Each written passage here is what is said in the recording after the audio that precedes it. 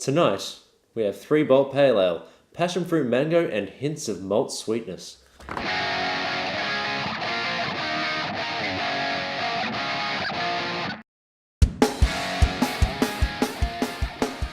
Welcome back to another Schooner and Hopp beer review. We are sitting with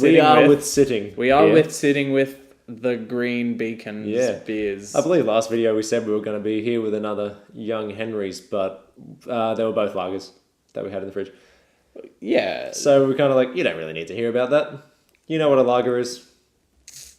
I hope. I mean, I'm sure it's good because, like we said with the Food Town ruled. But we just figured we had some Green Beacon beers, so we'd give that a go instead. Yep. I'm sitting with the passion fruit Gose.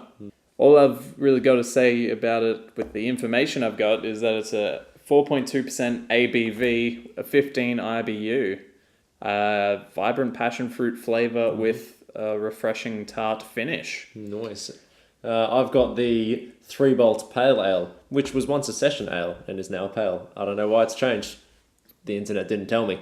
It is 4.5%, 35 IBU, also with passion fruit, but mango and hints of malt sweetness. Apparently this is like a very crafty, a proper craft pale ale is what you've read. Basically what I've read. From the 4 reviews that I read online, each one, there were 2 that were exactly the same, 3 that finished the same, and just 1 that said, hey, Queensland did a good beer for once.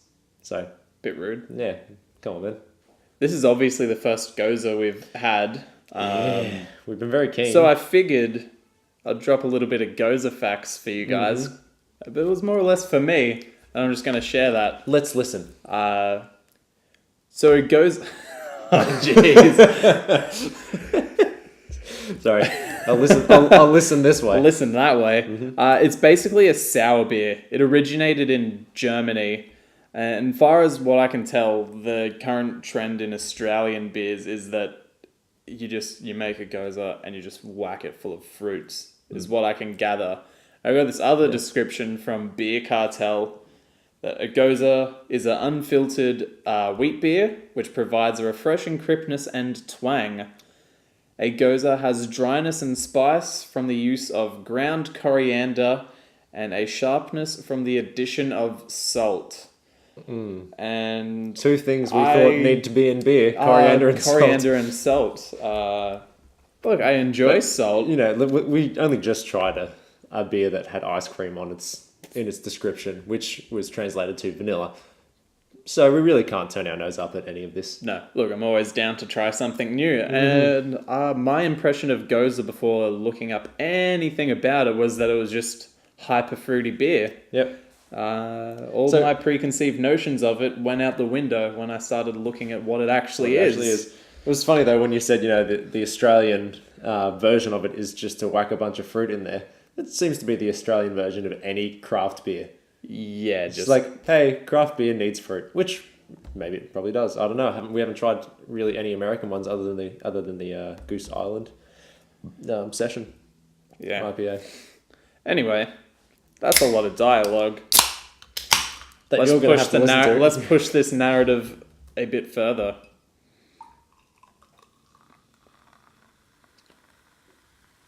So we've gone a little bit different compared to last week's Wow. Look at that. That didn't sit with any head. Review, where we both tried the same beer and acknowledged the fact that was probably a dumb we idea. didn't know how to clear our palates. Yeah. So we just figured we'd each review one. Yeah. Since a similar situation happened where the Green Beacon rep came into work and we managed to score these. Yep. Lucky us, eh? So, life is good. Look, I'm already smelling passion fruit out of this. Yeah. Yes. Mango. Definitely. Wow, look at us. Smelling beer. This is going to become a staple now, isn't it? We're going to go back on our word of not decanting and smelling beer, and we're going to start doing it because we probably will. Because it actually smells brilliant. Anyway, yeah. Alrighty. Let's try. Oh, cheers, bro. Yeah. Look at the different colours. That's I know. Actually. God. Yeah, we're definitely going to go back on our word.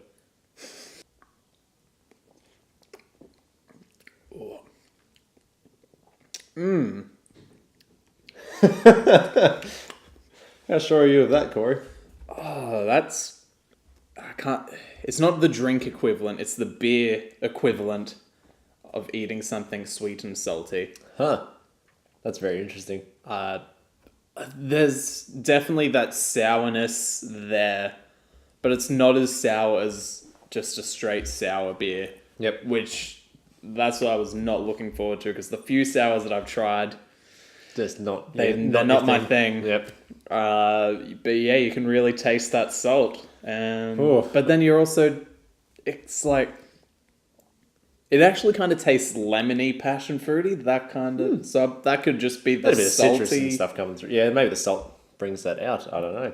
I don't know. I've never eaten salted passion fruit. No. Maybe that's what this. Let's try that next time on Schooner Hopp. We try salted passion fruit. We're going into food, guys. It's definitely something you should try, which you will at the end of the video, but not on the video. Oh, it's something I'll try. Yes, I thought you were talking to them. And you guys definitely try it if you. A couple of people I've spoken to about Green Beacon are really keen on their beers, and I think their rep said they're one of the oldest craft breweries in. I don't know if they meant in Queensland or in Brisbane. I didn't actually get a chance to chat to the dude. Is a proper craft pale. It's got some really cool fruit at the beginning. The hops are definitely there, but they're not overpowering, which is Right up your alley. yeah, and it's right up the alley of a pale. Ends pretty smoothly. Hints of malt sweetness, I would say. That's probably in the end of it. Just there. I'm going to have another sip and discuss it some more. Starts fruity. I reckon, definitely passion fruit and mango is what you're getting in there, especially from the smell. Then you got a bit of hoppy bitterness, and it just ends nice and smooth and clean. It's a Moorish beer. Not in the fact that it's like, oh, I need to have another sip. It's just like good, enjoyable, sessionable, which is probably why it used to be a session ale. Why they used to class it as a session ale, because like pales, it's just going to be easy to drink. That's what it's meant to be. I do like a craft beer. That makes me want to. That makes me think I can have 4 or 5 of them and still be enjoying them by the end. Definitely. That's it's my kind of craft. Yeah, I'm not sure. I don't know if any of my other craft enthusiast friends are big on sours, but if any of them are, I can't imagine them enjoying. I can't imagine myself enjoying anything like this. I would think this would be like your, we've had 3 or so of these. Hey, let's switch and have one of those just for a bit of a break. Yeah. Or you might even start on that and then go into your more sessionable stuff.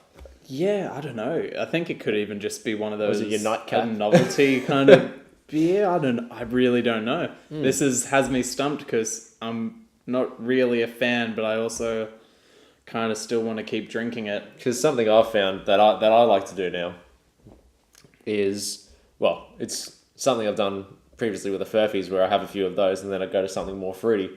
But I reckon this is one of those beers you can have a few of those and then go into an IPA.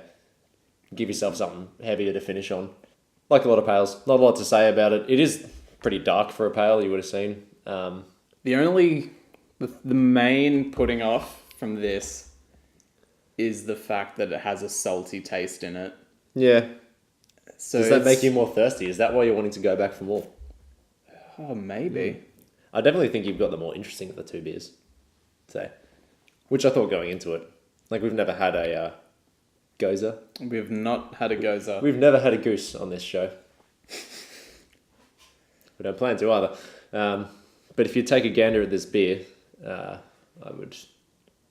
think it'd be worth it. I think I'm still curious enough to try more of or different variations of a Gose. Oh yeah, well it's something we've never had. I'm gonna have it after the show.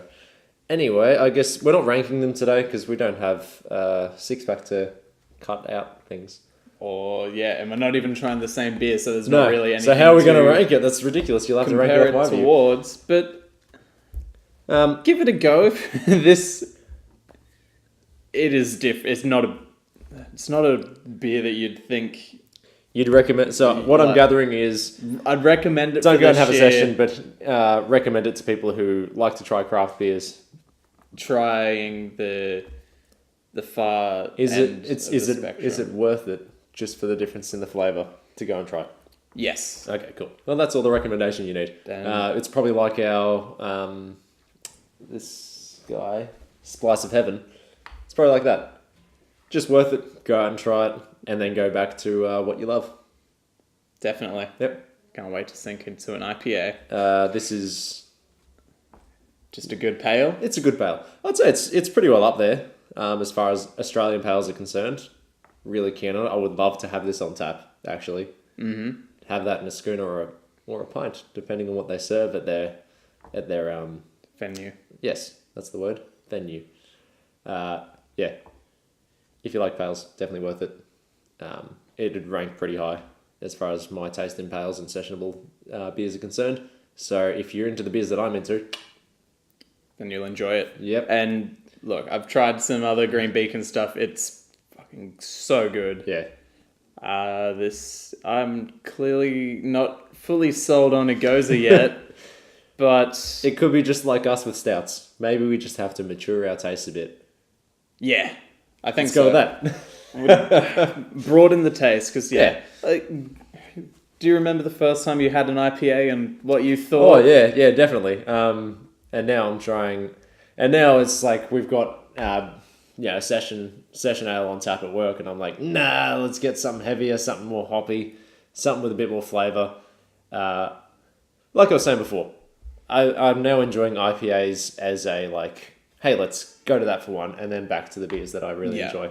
I think IPA, for me at the moment, IPAs are cool. Just like let's A have cool one. one-off beer. Let's have one in between and then hop back. Not that I really drink that much. For these days. me, last night I was on a double IPA bender where I was just... If you're on our Instagram, Corey had a few beers. I wasn't home making cocktails. That was fun, actually. I enjoyed that. Yeah. Well, yeah, I enjoyed trying a lot of double IPAs that from brewers that I've heard of and a few that I'd never heard of before in my life. Yep. Definitely some standouts from that, which I can't remember right now. No. Either way, Either way, we've been Schooner and Hopp. Here's an empty glass. There's a partially full one. Cheers.